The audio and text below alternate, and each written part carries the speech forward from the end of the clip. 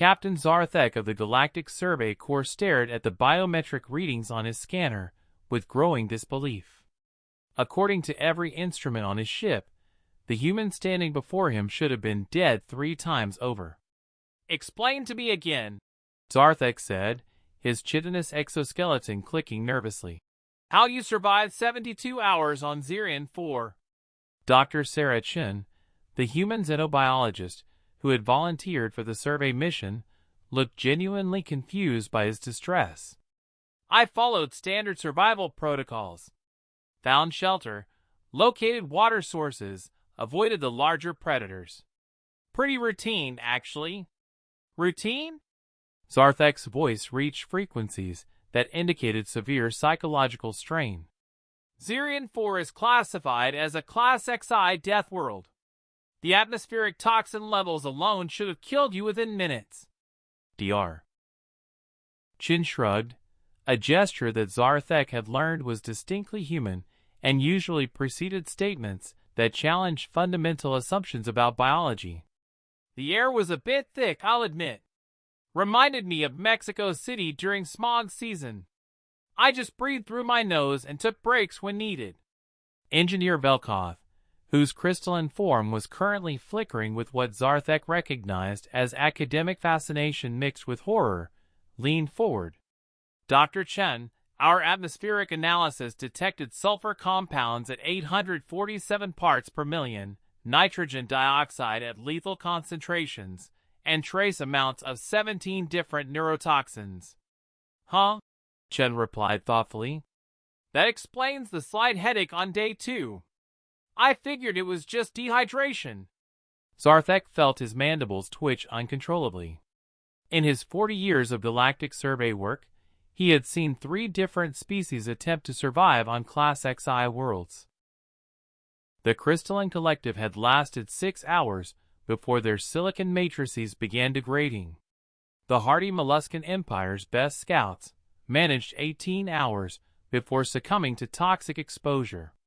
Even the militaristic hegemony, with their advanced environmental suits, had never achieved more than 36 hours of surface survival.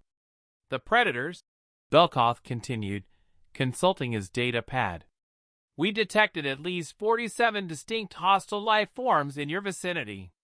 Razorhawks with titanium-reinforced talons, acid-spitting tunnel worms, pack hunters with electromagnetic sensory organs." "Oh, those guys!" Chen's face brightened with what appeared to be fond recollection. "The bird things were actually pretty easy to avoid once I figured out their hunting patterns. They're basically just oversized eagles with better armor. The worm creatures were trickier, but they telegraphed their attacks with ground vibrations. As for the pack hunters..." She paused, reaching into her equipment bag. Zarthek's biosensors detected elevated stress hormones throughout his crew as Chin withdrew what appeared to be a primitive cutting implement. "I managed to befriend one of the smaller pack hunters with some food sharing and non-threatening body language," she continued casually. "Turns out they're highly intelligent and social. This little guy followed me around for most of day 3.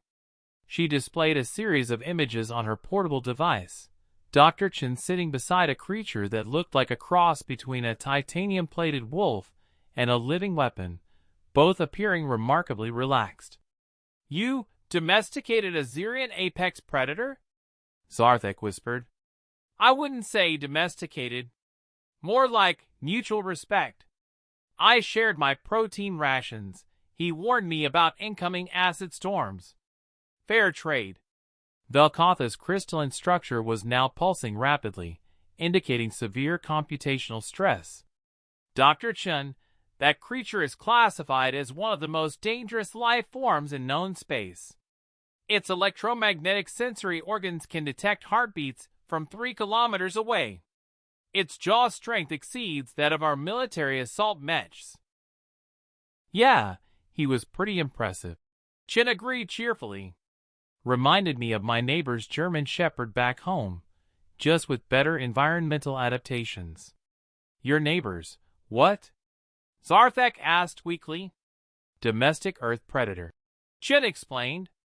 We bred them from wolves for companionship and protection. Most humans keep at least one.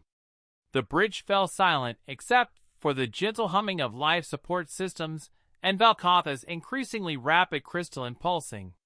Dr. Chun, Zarthek said carefully, are you telling me that your species domesticated wolves, predatory pack hunters, for recreational purposes? Well, yes.